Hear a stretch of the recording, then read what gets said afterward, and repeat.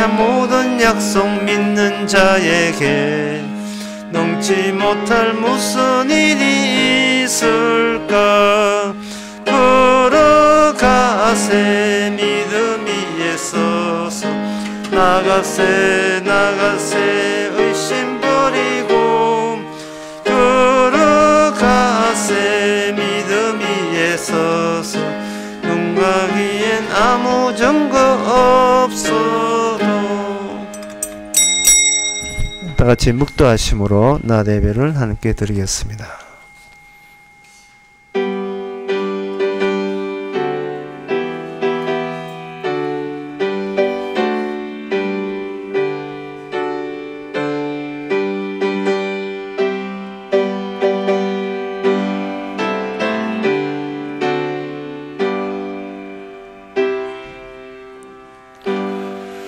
전능하사 천지를 만드신 하나님 아버지를 내가 믿사오며 그 외아들 우리 주 예수 그리스도를 믿사오니 이는 성령으로 잉태하사 동전 마리아에게 나시고 본디오 빌라도에게 고난을 받아사 십자가에 못 박혀 죽으시고 장사한 지 사흘 만에 죽은 자 가운데서 다시 살아나시며 하늘로서 전능하신 하나님 우편에 앉아 계시다가 저로서 산자와 죽은 자를 심판하러 오시리라. 성령을 믿사오며 거룩한 공예와 성도와 소통하는 것과 죄를 사하여 주시는 것과 몸이 해시 사하는 것과 영원히 사는 것을 믿사옵나이다. 아멘. 너희는 여호와의 선하심을 맛보아 알지어다. 그에게 피하는 자는 복이 있도다. 너희 성도들아 여호와를 경외하라. 저를 경하는 자에게 부족함이 없도다. 하나님 아버지, 주께서 준비해 놓으신 것이 우리가 준비하는 것보다 월등하다는 사실을 자꾸만 잊어버립니다. 이 시간을 통해서 하나님이 얼마나 많은 것들을 제공해주고 왔었는지를 깨닫는 귀한 시간 되게 하옵소서. 예수님 이름으로 기도합나이다. 아멘. 교동문 10번입니다.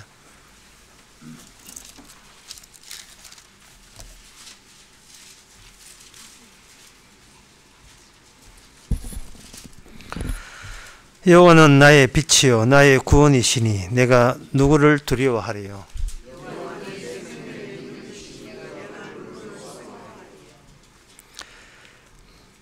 군대가 나의 대적 나의 원수된 행악자가 내 살을 먹으려고 내게로 왔다가 군대가 나를 대적하여 진칠지라도 내 마음이 두렵지 아니하며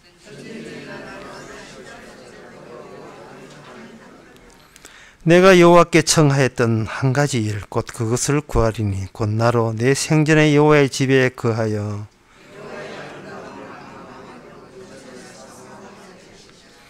여호와께서 환난 날에 나를 그 초막 속에 비밀히 지키시고 그 장막 은밀한 곳에 나를 숨기시며 이제 내 머리가 나를 두른 내 원수에 들리리니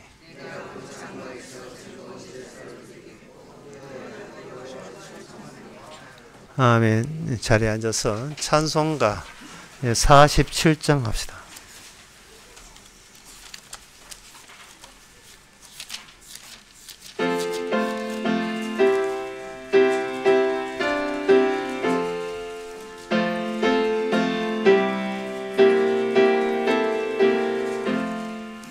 주여 우리 무리를 자비하게 여기사 거신 복을 주시고 주의 얼굴 뵈소서. 주여 구원하심은 널리 알게 하시니 천하만국 백성들 주께 찬송합니다. 주가 다스리시고 바른 심판하시니 나라들이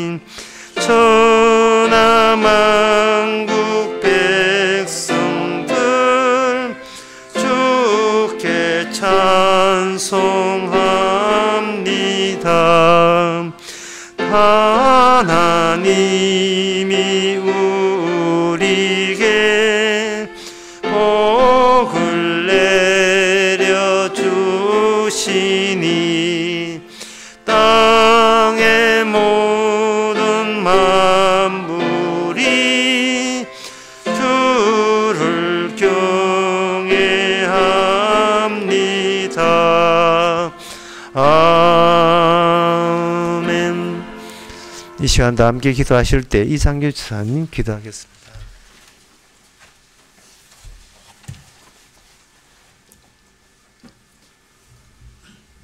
주님, 임종시에는 우리 몸이 어떻게 변하는지 또 마지막까지 어떤 죄들이 튀어나오는지 궁금했었는데 얼마 전 연세대 교수님이 쓴 임종에 관한 글을 읽어보았습니다. 그 글에 의하면은 임종시에는 마지막까지 이기적인 유전인자들이 튀어나온다고 합니다. 그래서 임종 때에는 간, 폐, 신장 기능 등이 떨어져서 우리 몸이 굉장히 독성 물질을 마음껏 방출을 하고 그래서 우리 몸이 굉장히 고통스러울 것 같지만은 우리 몸에 또 이기적인 유전인자에 의해서 고통을 잊게 하는 호르몬들이 마음껏 방출이 되어서 마치 마약한 것 같이 아프지 않고 몽롱한 상태가 된다고 합니다. 또 뇌도 산소 포화도가 떨어져서 여름에 식곤증 걸린 것 같이 나른하고 졸려온 상태가 계속이 되고 또 이때 우리 일생이 주마등처럼 필름처럼 지나가기도 하고 또 이때 선망을 경험하기도 하는데 교회 다니면서 신앙생활 열심히 하고 새벽기도 열심히 참석하고 봉사 열심히 하고 또 천국 가는 욕망으로 꽉 차 있었던 교인들은 문 밖에서 예수님이 밝은 옷을 입고 기다리고 있는 그런 선망을 경험하기도 하고 또 천사 두 사람이 밝은 옷을 입고 나를 내 옆에서 나를 그거 하기도 하고 또 죽은 또 터널을 지나 나오니 밝은 빛이 나오는데 거기에 밝은 십자가가 큰 밝은 십자가가 있고 그 옆에 예수님이 팔을 벌려 나를 기다리고 있는 그런 선망들을 경험합니다.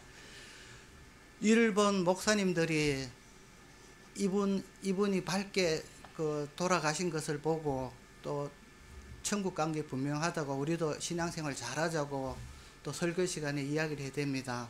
그러나 주님, 우리가 임종 때 짓는 죄들이 지금 우리가 짓는 죄들하고 너무나 똑같습니다.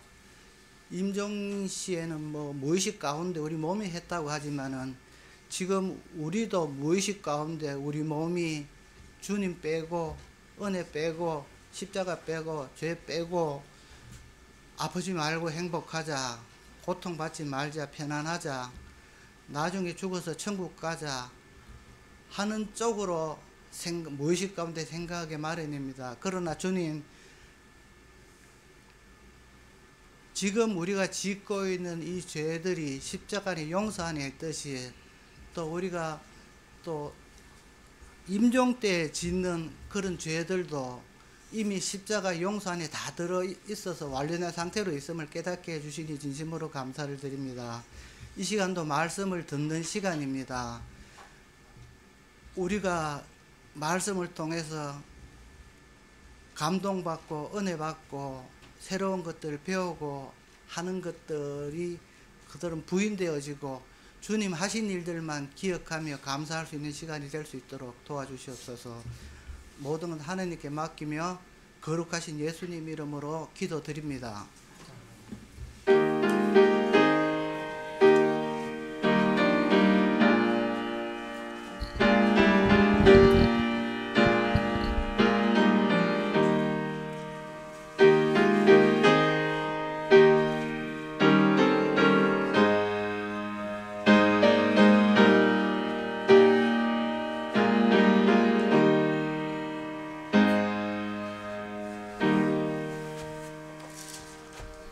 네, 이 시간 광고 시간입니다.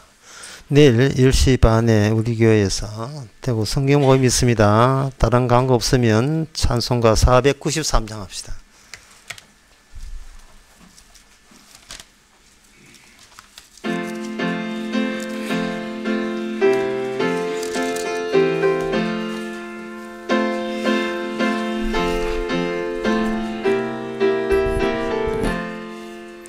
나 이제 주님의 새 생명 얻은 몸, 옛것은 지나고 새 사람이로다. 그 생명 내 맘에 강같이 흐르고 그 사랑 내게서 해같이 빛난다. 영생을 맛보며 주 안에 살리라. 오늘도 내일도 주 안에 살리라. 주 안에 감추인 새 생명 얻으니 이전에 줬던 것 이제는 값없다. 하늘의 은혜와 평화를 맛보니 찬송과 기도로 주 함께 살리라. 영생을 맛보며 주 안에 살리라. 오늘도 내일도 주 함께 살리라. 산천도 초목도 새 것이 되었고 죄인도 원수도 친구로 변한다. 새 생명 얻은 자 영생을 맛보니 그님을 모신 맘 새 하늘이로다. 영생을 맛보며 주 안에 살리라. 오늘도 내일도 주 함께 살리라. 주 따라가는 길 험하고 멀어도 찬송을 부르며 뒤따라가리라. 나 주를 모시고 영원히 살리라. 날마다 섬김 주 함께 살리라. 영생을 맛보며 주 안에 살리라. 오늘도 여일도 주 함께 살리라. 하나님의 말씀은 디모데후서 1장 9절입니다.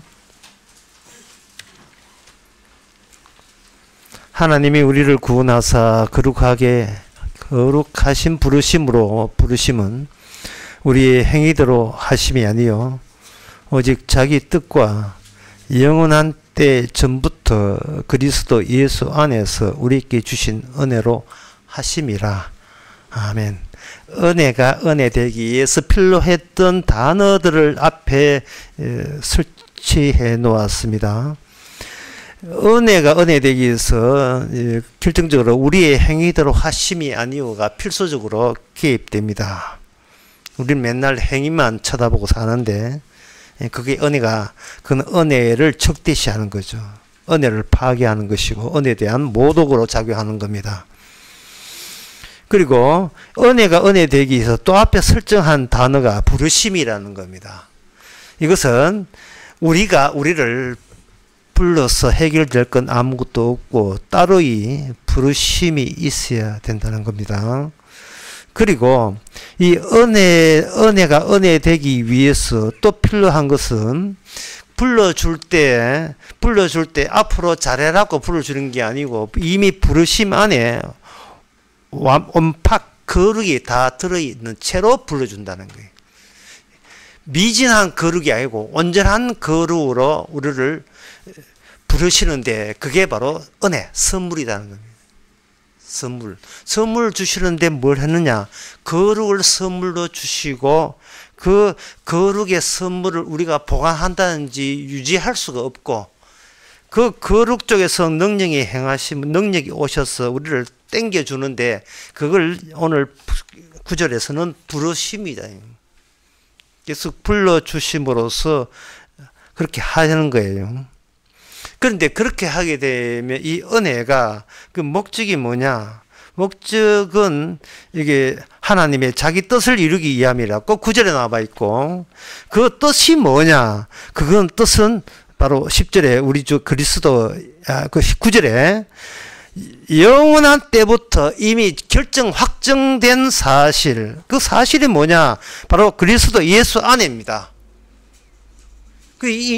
한 귀절인데, 한 귀절에 대해서 이것이 마지막 한 귀절을 1장 9절의 마지막 끝이 선물, 은혜입니다. 은혜에서 다른 말로 선물이에요.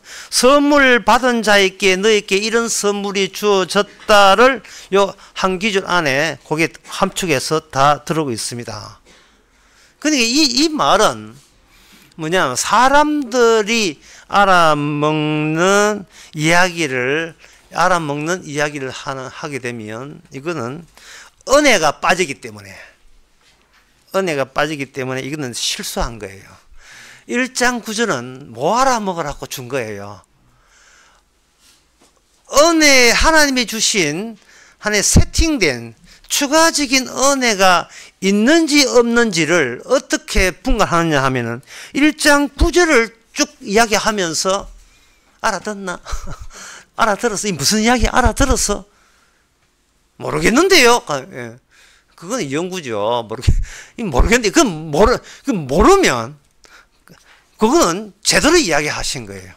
그런데, 이게 하나님의 은혜가 빠진 채 이걸 설득하려면 1장 9절 내용을 다 뒤집어 반대로 해야 돼요. 우리의 행함으로, 우리의 열성과 종교적인 행함으로, 우리의 기도와 성경 공부로 구원되었다. 뭐 이런 식으로 나와야 되는데 그것은 전혀 하나님의 은혜와 대치되는 겁니다.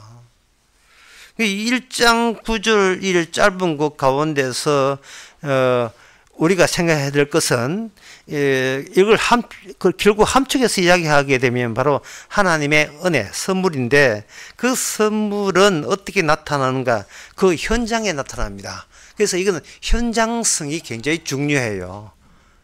은혜는 우리가 다룰 수 있는 내용에서 아니고 우리가 손을 떼야 될 문제입니다. 그래서 이 은혜를 이야기할 때는 항상 해야 될 것은 내가 나한테 손을 뗀다. 이걸 기정사실화 해야 돼요. 내가 내 인생에 있어서 손을 떼는 겁니다. 내가 내 인생에서 손을 떼지 않게 되게 되면 우리는 그 현장을 우리가 어떤 해석을 하려고 덤비듭니다. 이걸 가지고 규정성이라고 이야기하는데 상당히 어렵죠. 현장성의 반대말은 규정성, 규정성의 반대말은 현장성.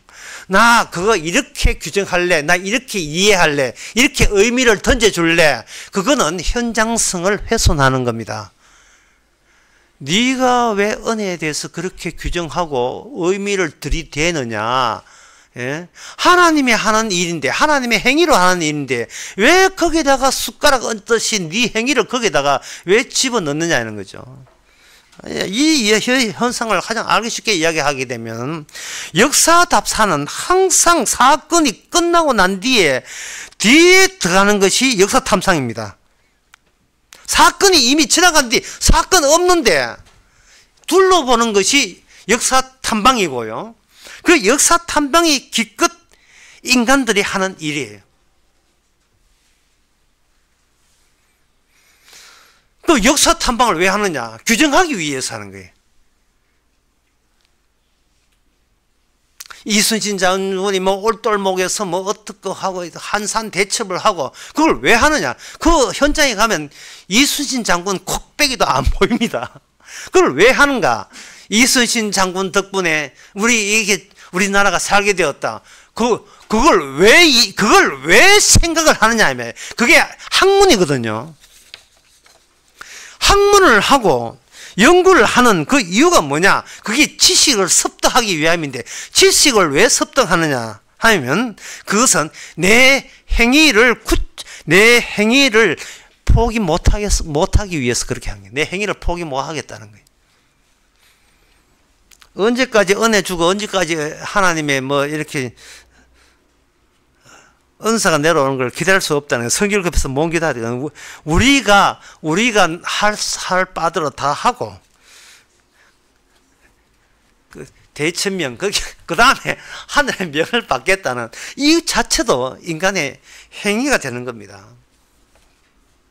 그 학문 중에서 하나를 예를 들면 뭐 여러분 다 아는 이야기지만 TCA 해로 다 아시죠? 예, 트리 카보실 엑시드 서클이라고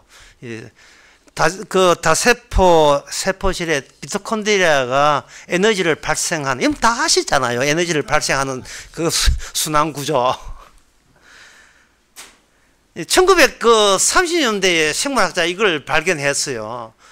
인간 세포 내 미토콘드리아에서 ATP를 어떻게 생산하고 하는데 거기에 질소가 어떻게 관여하나, 산소 말고 질소가 관여해서 산소는 다중이고 질소 때문에 우리가 생명체 일어났다는 것을 그 진화론적으로 그걸 설명하기 위해서 이런 걸 발견을 했는데, 그렇게 그 TCA로 그 에너지 생산 과정을 밝혔다 그랬어. 왜 밝히는데요? 왜 지식을 습득하는 겁니까? 그것은 바로 디모데후서 1장 9절을 전면적으로 거부하기 위해서 한 겁니다. 뭘 거부하느냐? 창세전에 결정난 것을 나는 싫다는 거죠. 인간들이 싫다는 거예요. 창세전에. 그러면 인간은 뭘 원하는가? 이거는 창세기 3장에 보면 선악과를 따먹었다 했잖아요. 여기서 중요한 것은 먹는 거예요. 먹는 것. 선악을 먹는 겁니다. 어디다가? 자기의 신체에다가 먹는 겁니다. 악마의 정신을 먹는 겁니다. 어디다가? 자기 신체를 그릇으로 사용해서 악마의 그 사고방식과 정신을 계속해서 먹는데, 그는 마귀가 계속해서 그걸 먹여주는 거예요. 혼자 살아라고. 인간들이 이제 독립해야지. 언제까지 하나님의 신을 하나님께 휘둘릴 이유 없어. 네가 이제 신처럼 네가 될 수 있는 거야 라는 것을 모든 인간들이 다 알아듣는 이야기로 전환되고 말았어요. 모든 인간입니다. 경상도 표준말로 올, 영어로 하면 올. 모두가 똑같이 지식을 습득해서 그것을 행함으로 하기 위해서는 세상에 눈에 띄는 것을 규정하는 거예요. 저거는 따로 분류를 하는 겁니다. 뭐 학문을 하면 분류를 해야 되는 거예요. 속과 종 이렇게 생물학적으로 분류하고 과목하듯이 분류하듯이 분류하고 분석하고 쪼개고, 그런데 그 학문 전개와 지식 습득에 무엇이 묻어 있는가? 공포가 묻어 있어요.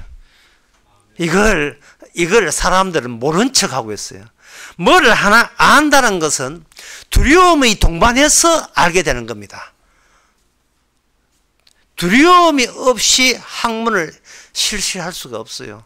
인간의 모든 행함은 거기에 두려움이 들어가 있습니다. 그렇다면 그러면 두려움이 없으려면 어떻게 하느냐? 그것은 바로 이 먹는 것. 지금 악마가 계속 집어넣어주거든요. 악마의 마음을 계속 이제 쉽게 해서 선악과를 먹는다는 것은 선악과 요소만 계속해서 이제부터는 흙이 젖듯이 그것만 찾게 돼 있어요. 중독돼 있어요. 마약 같아. 지식이 마약 같아. 선악을 아는 지식, 그걸 뭐 달리 성경에 보면 그냥 지식이에요. 왜 힘이 되니까, 아는 게 힘이 되니까. 선악과를 먹어야 내가 산다가 되어버리면, 이거는 공부하는 것도 이게 마약 같은 것으로 계속해서 뭔가 더 알지 않으면 공포가 나에게 떠나지 않을 것 같은 느낌 드는 게. 공포, 어떤 두려움이. 미진함이 나를 망칠 것 같아. 미진함이요. 모자람이 내 인생을 토막낼 것 같아요. 그래서 그 두려움으로 끊임없이 사방을 헤매면서 더 알아야 돼요. 더 알아요. 호르몬이 어떻고, 죽을 때 선망 현상이 어떻고, 예. 죽을 때 인간의 그걸 분석하고 알고, 아, 나 오늘 같은 설교 나 충격이 돼. 그런 기도는 처음 들어. 아마 전 세계 사람도 다 처음 들었을 거예요. 이게 중요한 거예요. 이게 왜 중요하냐면 기존의 프레임에서 벗어나는 거예요.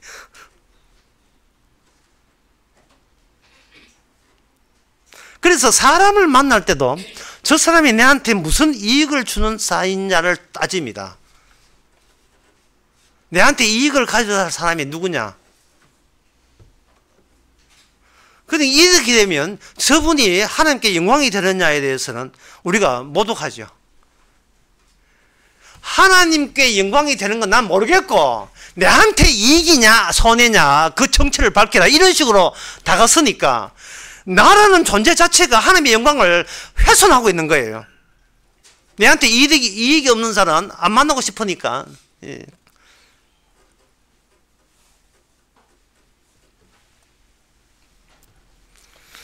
선악계에 관한 것만 이렇게 줄 때에 하나님께 대처 방법은 고맙게도 성경에 요한계시록 3장 20절에 이런 말씀이 나와 있습니다. 볼지어다 내가 문 밖에서 두드리노니 누구든지 내 음성을 듣고 문을 열면 내가 그에게 들어가 그로 더불어 먹고 그는 나로 더불어 먹으리라. 그 지식을 먹는 게 아니고 허겁지듯이 흙이 차서 새로운 거 알아야 남한테 뒤떨어지지 않고 나 인생에 이 땅에서 낙오자가 되지 않아. 난 낙오자가 되는 게 싫어. 예. 중간쯤이라고 가고 싶어. 이런 식으로 계속해서 소스와 유튜버 정보를 알아야 되는데 이거 죽게 대처 방법은 뭐냐 하면 내가 들어가게 되면 너는 나로 더불어 먹고 너는 나로 더불어 먹으리라. 왜? 네가 탈난 것은 먹어서 탈났잖아. 그래서 이제부터는 그는 선악 지식을 주는 게 아니고 그보다 더 이전에 있는 창세 전에 하나님과 아버지와 아들과의 성립됐던 그 영생을 내하고 같이 공유해서 같이 먹고 마시자. 이게 하나님께서 준비되신 거예요. 그럼 뭘 먹고 마신단 말이냐? 거기에 대해서는 아까 제가 1장 9절에서 말씀드렸습니다. 하나님의 은혜로 주신 거, 우리의 행함대로 하지 않고 하나님께서 받으실 만한 거룩한 거, 그것도 모자람이 없는 거룩함, 인간에 더 추가해서 보탤 필요 없는 그 거룩함, 이것을 주님만 먹는데 주님만 먹던 그 주님의 것을 우리에게 나눠줘서 너는 나로 더불어서 이 온전함을 같이 먹자. 니는 먹는 밖에 모르니까 같이 그렇게 같이 먹자. 이래 나서는 거예요. 인간이 거기서 특히 주의할 것은 우리의 행위대로 하심이 아니오가 유념해야 돼요. 이 말을 달리 이야기하면 우리가 어디에서 무엇이든지 할 수 있어야 돼요. 우리가 어디에서 어떤 장소든 누가 앞에 있든 뭐든지 할 수 있어야 돼요.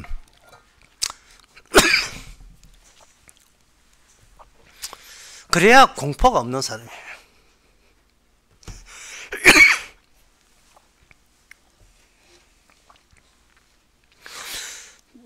뭐든지 할 수 있기 위해서 그게 어떤 것에도 구애받으면 안 된다는 거예요.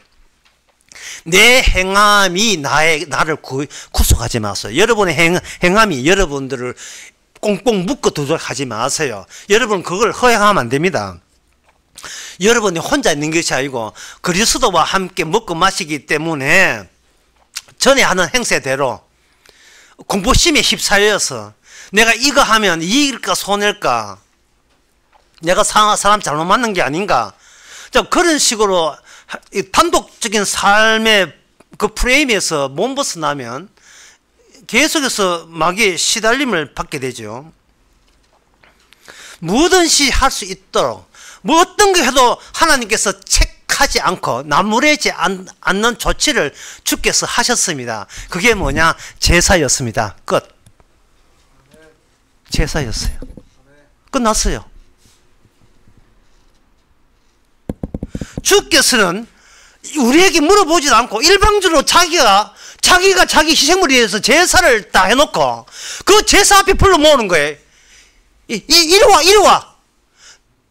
내가 제사로서 너희들이 달성할 수 없는 그 거룩, 그것을 창세전에 아버지하고 약속한 바에 의해서 너희들은 아버지의 시나리오를 몰라. 그래 모르고 내가 미리 모든 제사를 끝내버렸으니까 이리 와, 이리 오라고요. 그 제사에서 살과 피를 이 영생에서 생산된 영생을 나누고 마시는 거예요. 무슨 티시 뭐 해로 어떻고 지식 그런 게 그게 천국 가는데 무슨 소용이 있습니까? 제사 앞에서는 네가 너를 규정하지 말라는 거예요. 나 어떤 인간일까? 네 지금 잘하고 있는 거야? 못하고 있는 거야? 그걸 따지지 말라는 거예요. 너는 너 행함, 쉽게 해서 너 자신을 안 봐도 되는 존재가 되었다는 겁니다. 홀로 있는 게 아니니까요. 사람이 혼자 있으면 맨날 자기를 쳐다보겠는데 그럴 필요가 없는 거예요. 더 이상 나를 안 봐도 되는 인생을 사는 거예요. 나를 안 봐도 되는 인생을. 내가 나를 규정 안 해도 되는 인생을 사는 거예요. 내가 나를 정리정돈할 필요가 없습니다. 물론 정리정돈이야. 요새 뭐 젊은 사람들은 집에 들어가면 정리정돈 되는 게 이상하죠. 어지럽게 살지만 하나님께서 다시 말씀드릴게요. 인간들은 자기가 자기를 다듬으려고 하래요. 규정하려고 해요. 차곡차곡 정리 질서 잡으려고 합니다. 그러나 하나님께서는 뭐냐 하면은 바람 지나가듯이 사건이 지나가기 위해서 그 현장성에서만 나타나는 거예요. 이 현장성을 하기 위해서는 하나님이 주신 그 바람이 우리의 소유가 되지 않게 하는 식으로 그냥 와서 탁치고 통과해버리고 빠져나와 버립니다. 내 사건을 내 사건으로 줄 수 없게 만들어요. 왜냐하면 인간은 사건 터지고 나는데 맨날 그 현장에서 내가 광년에 이랬다고 그 착을 규정하기 때문에 거기에 말려들지 않기 위해서 주님께서는 그냥 사건 일으키고 그 현장에서만 이야기하고 그냥 지나가 버려요. 왜? 너의 행함을 네가 두고 그걸 되새기지 말라고요. 너 행했던 거. 이건 너 행함이 아니고 나의 행함으로서 사는 거죠.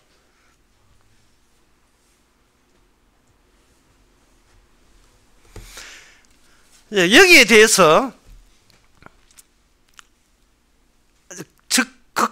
극단적으로 여기에 반대하는 세력이 드디어 서서히 이제 구원받은 사람한테는 그 눈에 들어오게 돼요. 1장 9절을 원천적으로 다 반대하는, 전부 다 반대하는 1장 9절을 영세 전부터 우리가 행함이 아니고 주의 행함 뜻대로 우리에게 선물 줘서 우리가 거룩한 구원된다. 이걸 전면적으로 다 반대하는 그 세력이 등장합니다. 우리 인간들은 몰랐죠. 왜? 인간들은 그 마귀가 주는 그 규정성과 지식과 학문, 습득, 그 공포 속에서 벌벌 떨면서 그걸 배워야 된다는 그런데 길들여진 우리가 이게 인생이라는 게 이게 전부고 그 외에는 없다고 얘기거든요. 그런데 창세기 마태복음 4장에 보면 성령께서 묘하게 예수님에게 누구를 붙여주는가? 마태복음 4장 광야에서 악마를 붙여줘요. 악마하고 사탄과 예수님을 만나도록 주선을 해줍니다. 주선을 할 때 악마 쪽에서 가만히 있지를 않고 자기 본색을 톡 털어냈어요. 그게 뭐냐 하면은 네가 하나님의 아들이거든 이렇게 하고 이렇게 하고 이렇게 하라는 거예요. 이게 왜 고마운 일이냐 하면은 성도가 된다는 거, 네가 메시아가 된다는 것을 악마 쪽에서 규정을 해주는 거예요. 왜? 규정하는 것은 악마의 주특기니까요. 너는 이렇게 될 때 구원받는 거야. 이렇게 행할 때 구원받는 거야 라고 우리는 내가 내 생각에서 그렇게 했다고 생각하는데 마태복음 4장에 보니까 내 생각이 아니고 맨날 흙이 져서 악마로부터 오는 선악 지식을 먹고 또 먹어야 되고 또 목마르고 또 먹어야 될 뭔가 제공자, 그 제공자가 예수님 앞에서만 자기 정체를 드러내면서 그동안 모든 인간에게 꾸준하게 인간의 자기 정신을 거기다가 제공해갖고 심어줬다는 것이 들통나버린 겁니다. 구원받으려면 이렇게 구원받아야 되고 메시아는 이렇게 되어야 된다는 규정을 악마 쪽에서 이미 인간 전 세계 인간 모든 인간 종교계와 인류에다가 그것을 유포시켜 왔다는 것이 발각됐죠. 이렇게 해라. 딱 그거예요. 이렇게 하면 구원받는다. 이렇게 하면 복받는다. 이거는 뭐냐? 우리의 행위를 촉구하는 행위죠. 마귀입니다. 살아가면서 마귀 정도는 한 번씩 여러분 만나봐야 사는 재미가 있을 거 아니겠습니까? 바로 마귀는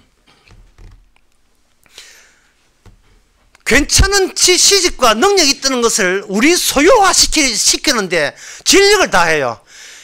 네가 가진 게 너를 구원한다는 거예요. 네가 가진 게. 사건은 그냥 빠지고 가버리는데 악마는 자꾸 어떤 주특기 같은 것을 내가 지니고 있어야 된다는 거예요.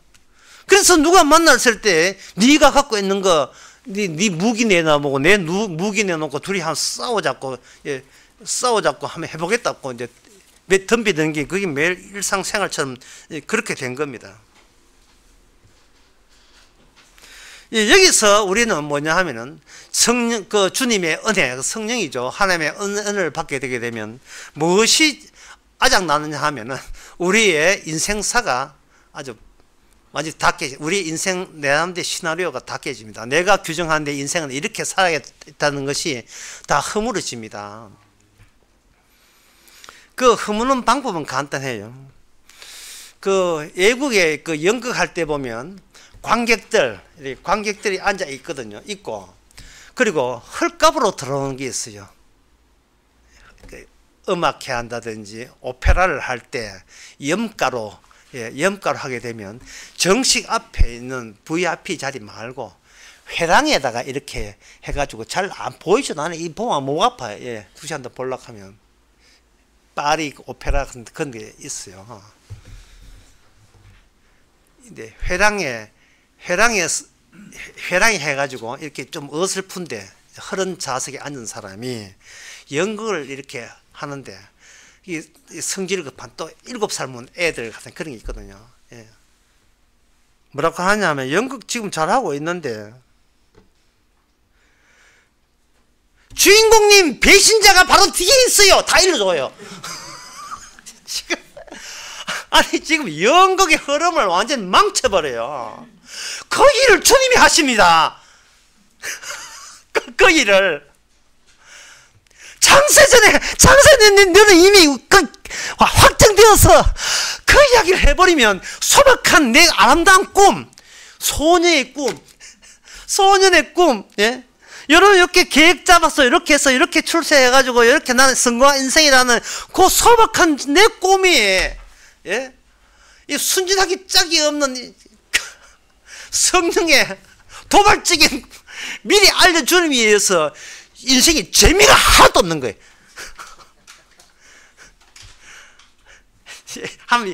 재밌는 이야기인데 한번 생각해 보세요. 안중근 의사가 또 후리봄이 권총 쏘려고 했는데 역사가 그렇게 되는 것이 아니고 그 근처에 있던 어떤 중국 아줌마가 히토 부부인 누가 당신을 총과 쏠려고 합니다. 빨리 피하세요 했으면 어떻게 돼요? 안중근은 영웅이 되지 못합니다. 영웅이란 뮤지컬도 안 나와요. 그 영화도 못 나와요. 아브라함 링컨이 죽을 때 극장 구경하다가 권총 관객이 경총 쏴서 아브라함 링컨이 죽었거든요. 근데 미리 그걸 알았으면 아브라함 링컨은 안 죽었어요. 지금 우리가 뭘 모르냐 하면은 내가 모르는 어떤 사람이 내 인생을 꼬질렀다는 사실을 우리가 몰라보고 있어요.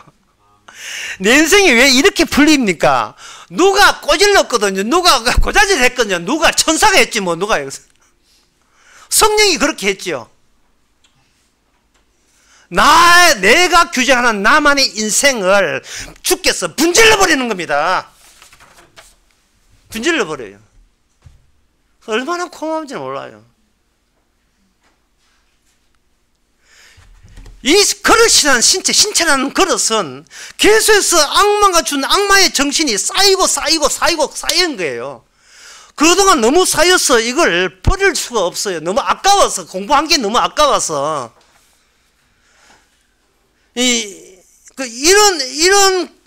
이러한 길로 가서 진짜 멋들어진 휘날레를 내가 보고 싶은 거예요. 나는 이렇게 노력해서 내 행함으로 이렇게 성공했다는 것을 떠버리고 싶은 거예요. 왜? 그래야 내가 신처럼 되니까. 잠깐이지만 신인장 행사할 수 있기 때문에. 그것을 창세 전부터 이미 주께서는 작살내는 겁니다. 작살내면서 마태복음 3장 21절에 이런 말씀을 남기고 있습니다. 3장 12절에 손에 키를 들고 자기의 타작마당을 정하게 하사 알곡은 모아 곶간에 들이고 쭉정이는 끓이지 않는 불에 태우시리라. 열매 없는, 거룩한 열매 없는 자들은 분질러서 지옥불에다가 불쏘시개로 집어넣기로 이미 확정났다는 겁니다. 확정났어요.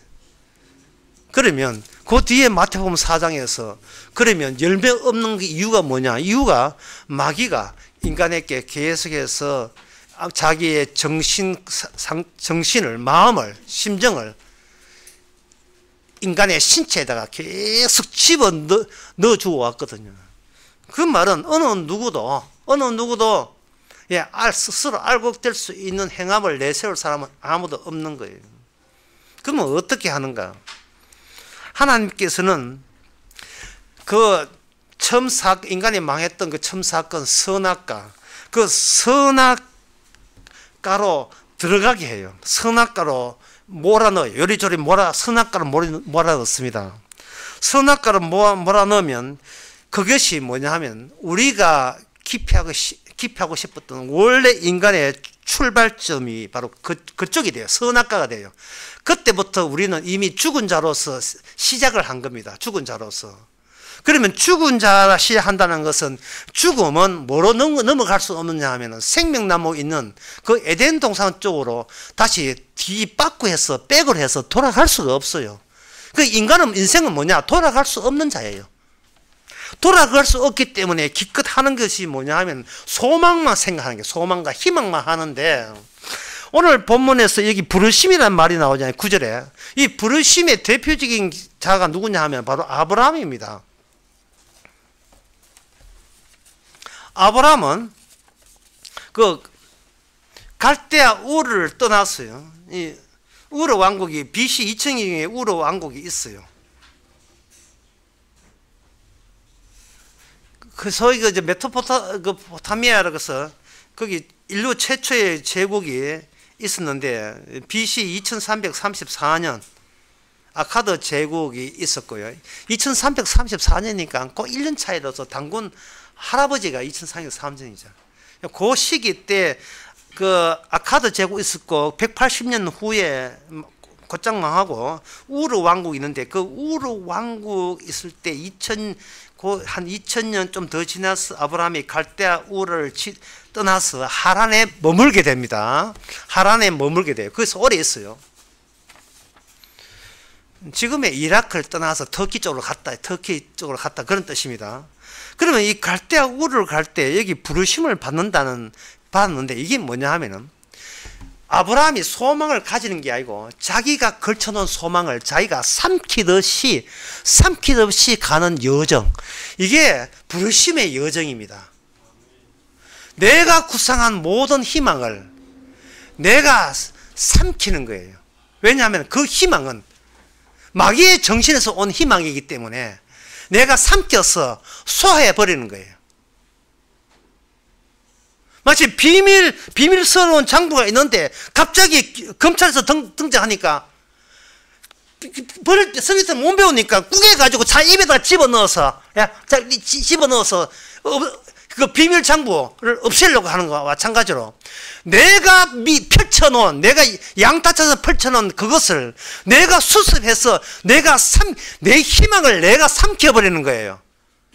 그러면 나는 계속해서 희망이 없는 사람으로 가는데, 그거 삼키는데 평생 걸립니다. 내가 깔아놓은 소망과 희망, 그거 다 맞아 삼키는데, 그 희망과 그 목표가 필요하지 않다는 거. 그걸 주께서는 불심이에요. 왜냐하면 우리가 가는 곳은 마귀가 설정한 유황불, 멸망의 길로, 악만 다 알고 있죠. 멸망의 길로 가는 거기 때문에 그쪽 그 각도가요. 그 각도가 그쪽으로 가면 안 되거든. 방향성을 다른 데로 돌려야 되는데, 인간은 자기가 악마의 정신으로 살기 때문에 다른 희망이 하는 것은 대안이 없어요. 그냥 내가 하고 싶다, 갖고 싶다, 저렇게 되고 싶다, 그것뿐이에요. 그러니까 여기서 하나님께서는 사건을 일으켜서 그걸 거두어 드리는 거예요. 어떻게? 희망을 삼킴으로써 희망 너머로 바라보게 하는 거예요. 희망 너머로 바라보게 하는 겁니다. 그러면 신약에 와서 제사가 모든 끝이 났거든요. 결국은 제사가 끝나는 것은 성도로 하여금 인간이 갖고 있는 희망이 있던 자리에 희망을 거두어 보니까 거기서 뭐가 등장하느냐? 주께서 다 이루었다는 그 제사, 주께서 친히 제물이 되는 십자가 제사가 다 등장을 했다 이 말이죠. 이미 인생의 모든 것은 성도한테는 은혜로 마감이 된 걸 발견해요. 마감이 되어 나니까 거기서 나오는 현상은 뭐냐? 틱장의 현상이에요. 틱장의 현상.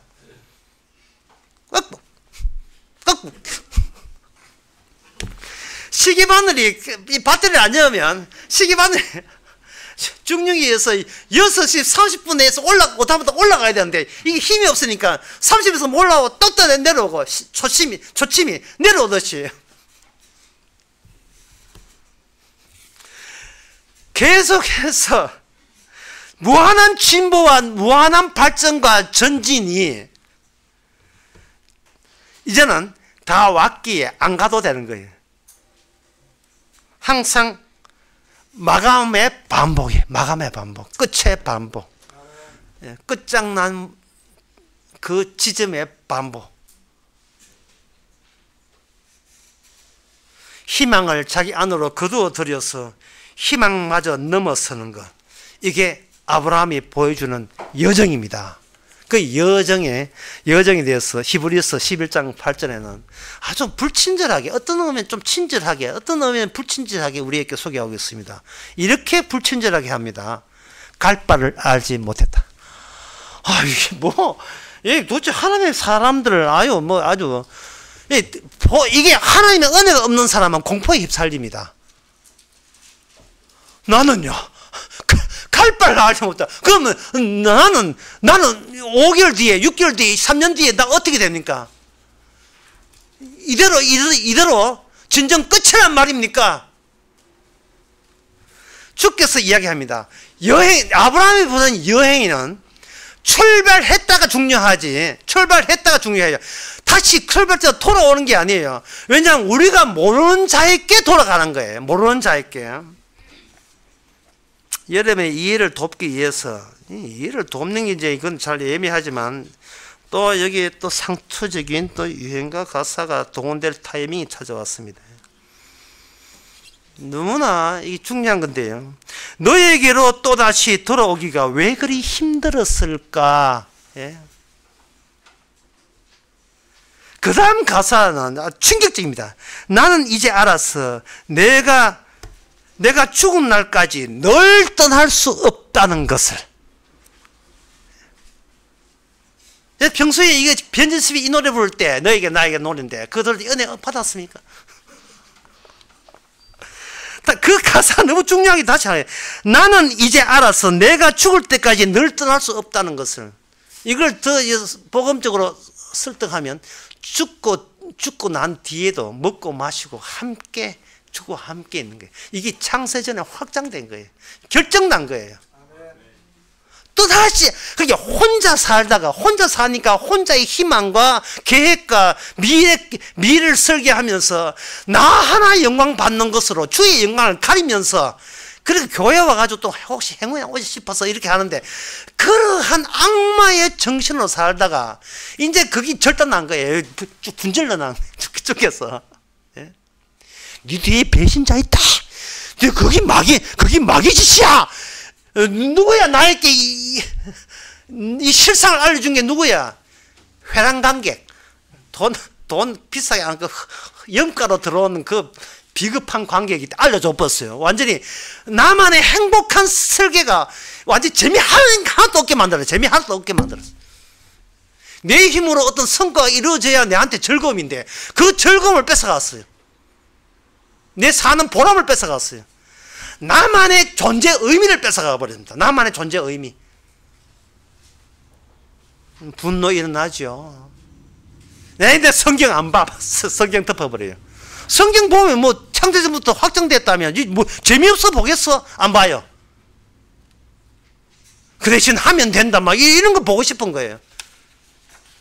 목적으로 이끄는 삶 그런 거 보고 싶은 거예요.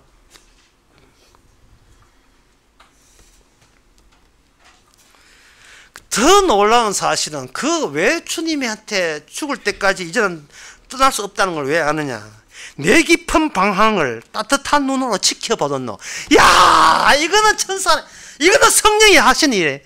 내가 그동안 혼자 살면서 방황했던 그 모든 것을 주께서는 내치지 아니하시고 저리 가.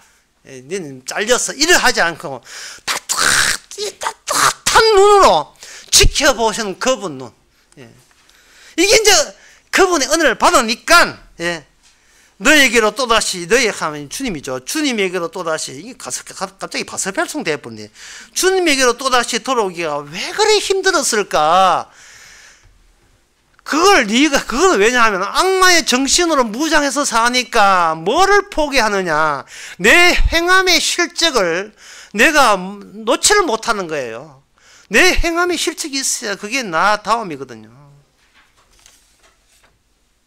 그러니까 이런 경우가 되게 되면 이제 우리가 이제 생각해야 될 게 뭐냐 하면은 이렇게 살게 되면 이것은 미쳐야 됩니다. 지금 오늘 보면 1장 9절의 이야기는 오늘 보면 히브리스 디모데후서 1장 9절의 말씀은 세 자로 줄인다면 미쳐라 해요. 6자로 늘리면 제대로 미쳐라.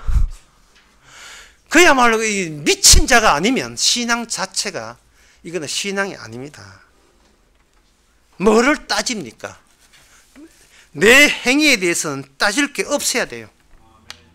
주께서 행했어. 주께서 우리에게 통보하는 형식이거든요. 내가 이렇게 했고 내가 이렇게 하고 내가 이렇게 하고 내가 이렇게 했다. 통보한다는 말은 이거는 미치지 않고서는 멀쩡하게 지금 내 행한 내 계획이 다 있는데 내 비전 있고 희망 다 있는데 그걸 멀쩡한 이것을 완전히 주께서는 뭐냐 나를 그 선악과로 다시 해서 출발점을 바꿔치게 한 거예요. 무덤에 가게 만들어요. 지금도 천사가 성주께서 우리를 하여금 나의 무덤으로 계속 가게 하시는 겁니다. 자, 이제부터 좀 어려운 이야기 이제 시작됩니다. 그게 뭐냐 하면은 요한복음 11장 9절입니다. 제가요, 그 본문 그 자체를 한번 읽어볼 테니까 여러분들이 한번 해석해 보세요. 이 말이 무슨 뜻인지요. 11장 9절. 예수께서 대답하시되 낮이 12시가 아니냐. 사람이 낮에 다니면 이 세상의 빛을 보지 못하고 실족하지 아니하고 빛을 봄으로 실족하지 아니하고 밤에 다니면 빛이 그 사람의 없는 거로 실족하느니라.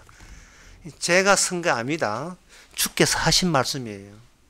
이게 무슨 뜻이냐는 거예요. 이 뜻입니다. 프레임 자체를 악마의 정신을 수용하고 시작한 그것을 인간은 자기의 출발점으로, 물론 악마는 말을 안 하지만 내가 내 아는 지식과 내 노동과 내 노력으로 살겠다. 이것이 모든 인간의 출발점인데 그 프레임 자체를 뭘로 보냐 하면 어둠으로 봤다 이 말입니다. 그 틀 자체를. 이 프레임이라는 말은 쓰는 이유가 뭐냐? 인간은 자기의 덮쳐진 틀에서 벗어날 재간이 없다, 이런 뜻이에요. 그 프레임의 생산물이에요. 그게 인간은 마귀의 노예예요. 마귀의 자식이고, 인간은 사탄의 이름으로, 악마 이름으로 살아가는 거예요. 그래서 우리는 본인이 의식하든 의식하지 않든 주님 홀로 하신 그 일에 대해서는 우리는 결사적으로 그걸 밀어내고 반대하는 속성을 보이게 되는 겁니다. 어디서 보이느냐? 교회에서 보이죠. 교회에서. 그러니까 목회하겠나? 그러니까 교회 유지되겠나? 결사적으로 밀어내요. 주님이요, 그러니까 우리 가정이 화목하시겠습니까?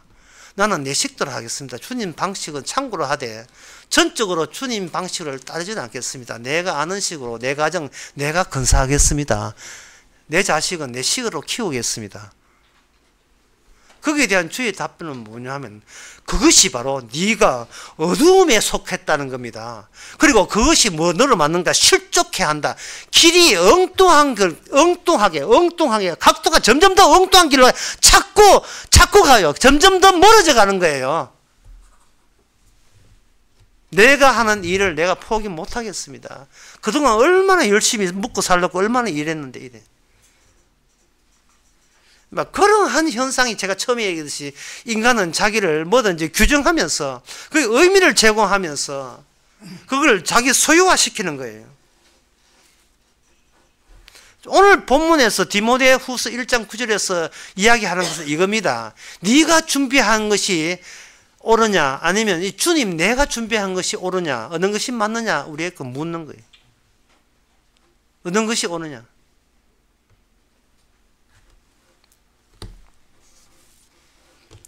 자, 그렇다면, 그렇다고 해서 지금 요한복음 11장 9절 지금 해석된 게 아닙니다.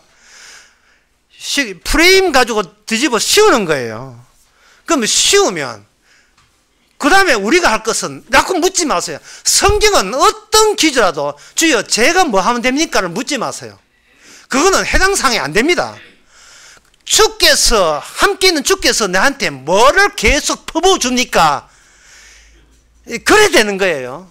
제가 지난 나설교 때 그런 이야기 했잖아요. 우크라이나 전쟁 가운데서는 비가 오고 눈이 온다고요. 인간은 전쟁 가운데서 하늘에서 눈이 내려와요. 이게 뭐냐면 하나님이 안 놀고 계시다는 뜻이에요. 눈이 오는데 눈 보고 오라 해서 눈이 오는 게 아니잖아요. 인간은 인간대로 망한 길을 가고 주님은 주님대로 자기 일을 하고 세상은 그런 겁니다. 사람이 그야 주의 하는 일에 이렇게 따지지 말고 미쳐버려야 되는데 만약에 제정신으로 살면 미치지 않으려고 하고 제정신으로 살면 이 저주의 무게를 감당 못합니다. 사람이 이 주의 일에 행하심에 홀로 하심에 미치지 않으면요 우리는 내부적으로 폭발해버려요. 왜 그러냐? 세상 하나하나가 내 뜻대로 되는 일이 하나도 없습니다. 내 뜻대로 되는 일이 하나도 없어요. 모든 게 마약 같은 거예요. 예. 모든 게 마약이에요. 마약이라 하는 것은 정신없이 계속 허겁지겁 공포에 쫓겨가면서 계속 뭐든지 건지려고 하고 뭐든지 가져야 되고 뭐든지 소유해야 되고 뭐든지 알아야 되고 예. 정말 어이가 없어. 예. 이거는 어이가 없다. 예, 너도 나도 유아인, 당신, 나, 사람들, 마카 사람들, 유아인, 어이가 없어요. 전부 다 마약에 해서 마약 종류도 다 마약 다 먹고 있어요. 자기가 자기 마음대로 어떻게 결정한 게 없어요. 안에 있는 결핍과 욕망의 결핍으로 휘둘리다 보니까 그냥 그렇게 가면 되는 줄 알고 우르르 마카 우르르 저 넓은 길로 원래 멸망의 길은 넓은 길이에요. 주르르 다 가는 거예요. 그래서 알아듣는 이야기를 하면 안 된다 이 말이죠. 창세기 11장에 바벨탑 나오는데 그 바벨탑이 뭐냐? 바벨탑을 벽돌의 기술, 건축 기술이 발달했어요. 그냥 진흙으로 뭉쳐둔 벽돌 대신에 불에 굽어놓은 벽돌 시계가 나오면서 탑을 쌓기 시작했는데 그 탑을 쌓는 이유가 신이 쉽게 인간 쪽에 올 수 있도록 마중 나가는 것이 바벨탑입니다. 이게 인간의 아이디어고 이게 사탄의 이름으로 살아가는 모습이에요. 요 바벨탑이 교회에 다니는 교인들의 행동하고 똑같아요. 똑 닮았어요. 뭐 그 인간이 그 인간이니까 똑같은 거예요. 신이 쉽게 우리 집안에 복 주기 위해서 내 쪽에서 마중할 수 있는 마중에 그 성의 있는 채비를 챙기겠다는 거예요. 기도도 하고 말씀 듣고 이래가지고 열심히 헌금도 해가지고 섭섭지 않게 좋은 게 좋다고요. 그 인간은 다른 사람과의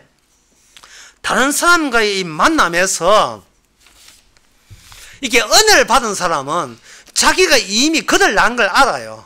그러면 성도와 성도끼리 만나서 우리가 둘 다 마지막에 틱톡 현상, 틱톡 장애 현상, 깍딱구지 같은 거, 이런 인생이라면 둘이 마지막이라고 생각하고 둘이 만났을 때 무슨 이야기해야 됩니까?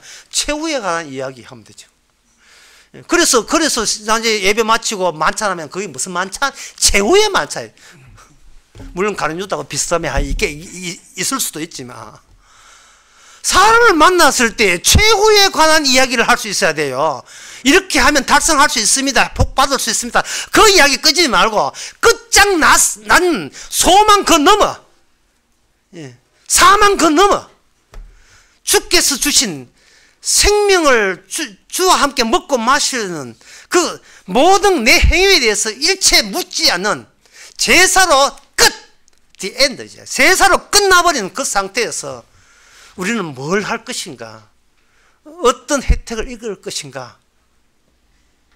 그 이야기가 압축된 것이 바로 오늘 디모데후서 1장 9절입니다. 정말 쉬운 거예요. 자, 그 문제는 그게 참 그게 좋아 보이는데 문제는 그렇게 되도록 또 이래야 그 목사님 그렇게 참 좋은데 그 사람 우리는 뭐 하면 됩니까? 뭐 항하지 말라고 그렇게 다 신신당부해도 안 돼요. 그럼 뭘 하면 우리가 그런 상태에 놓여 있었습니까? 할 때 요한복음 11장 12절과 그리고 14절에서 이렇게 이야기합니다. 뭐라고 하냐면 14절에 이에 예수께서 밝게 이르시되 나사로가 죽었느니라. 주님께서 나사로가 죽었다는 소식을 듣고 비로소 주님이 움직입니다. 사랑하는 나사로요. 사랑하기 때문에 그쪽에서 내한테 내는 사랑이 멈춰져야 되고 마감돼야 돼요. 틱톡 장애 현상. 사랑합니다, 사랑합니다. 고마해라, 고만 많이 듣다 고마해라. 당신이 나를 사랑하고 한다는 말을 해줬을 때 당신의 사랑은 끝났어요. 근데 당신의 사랑을 끝나게 되면 내 사랑이 시작됩니다. 헤어질 결심에 나오는 대사입니다. 영화 헤어질 결심에 나오는 대사예요. 제발 나를 사랑하지 말고 나를 소망하지 말고 제발 부탁하는데 나를 믿지 마라. 이 예수를 믿지 마라. 그러니까 네가 네한테 쏘가 넘어가고 네 속에 마귀한테 쏘가 넘어가는 거예요. 이래 살아도 끝장났고 하루 더 살아도 끝이에요. 우리는 틱장애 현상으로 맨날 끝장난 이야기만 하면 되는 겁니다. 옛날에 그랬었지라고 이렇게 하면 돼요. 이게 그랬었지가 로마서 8장에 보면 나옵니다. 로마서 8장 30절에 보게 되면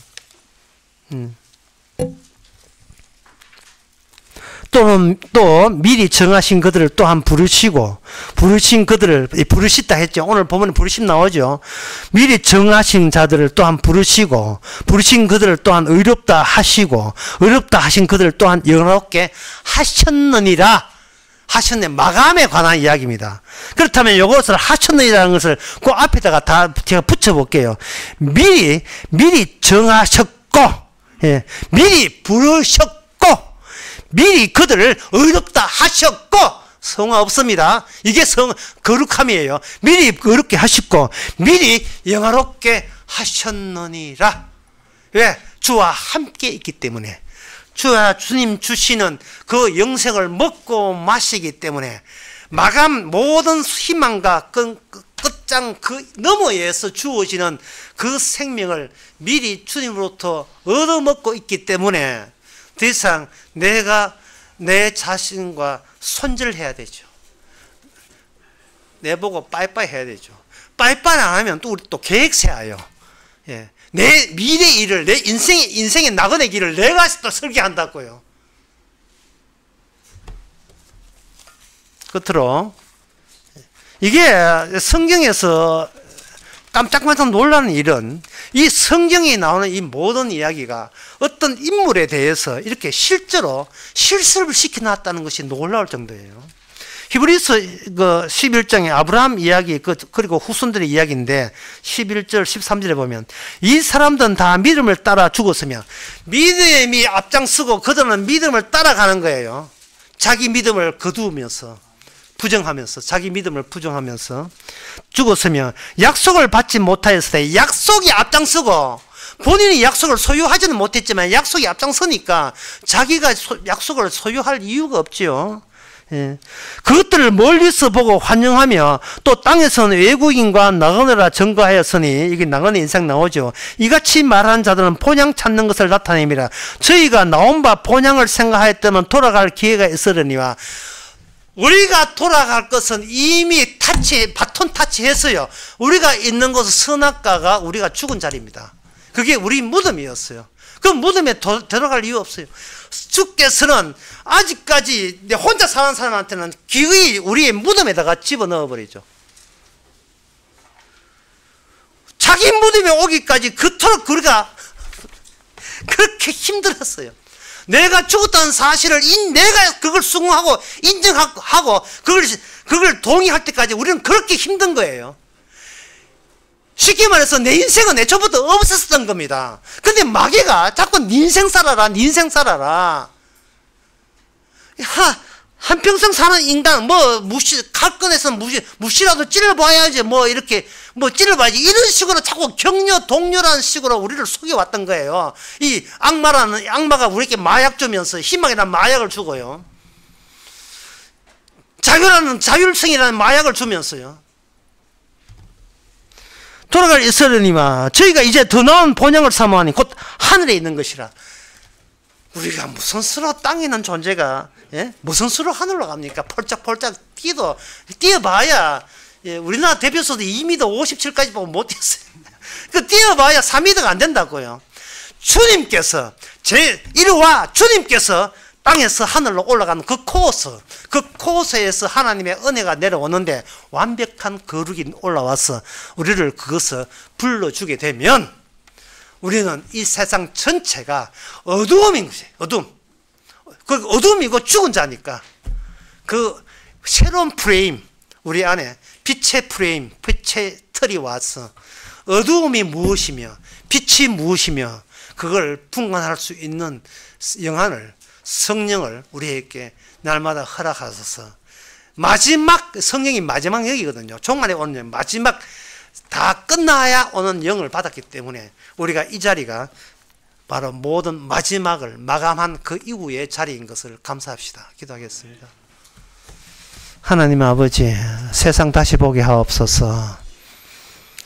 그저 아는 지식으로 보지 않게 해주시고 다른 참신한 안목을 허락해 주시옵소서. 다 이루었다를 같이 다 이루었다고 동의할 수 있는, 참으로 다 이루었습니다고 인정할 수 있는, 그래서 남들이 미쳤다는 소리를 들어도 도리어 감사할 수 있는 저희들의 남은 인생이 되게 하옵소서. 예수님의 이름으로 기도합나이다. 아멘. 일어나셔서 찬송가 499장 합시다.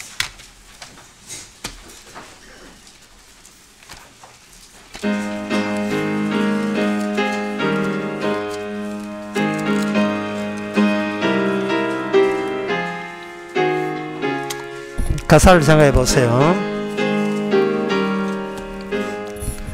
저 장미꽃 위에 인승 아직 맺혀 있는 그때 귀에 어느니 소리 들리니 주 음성 분명하다. 주가 나와 동행을 하면서 나를 친구 삼으셨네. 우리 서로 받은 그 기쁨은 알 사람이 없도다. 저 청한 주의 음성 울던 새도 잠잠케 한다. 내게 들리던 주의 음성이 늘 귀에 쟁쟁하다. 주가 나와 동행을 하면서 나를 친구 삼으셨네. 우리 서로 받은 그 기쁨은 알 사람이 없도다. 밤 깊도록 동산 안에 주와 함께 있으려 하나. 괴로운 세상에 할 일 많아서 날 가라 명하신다. 주가 나와 동행을 하면서 나를 친구 삼으셨네. 우리 서로 받은 그 기쁨은 알 사람이 없도다.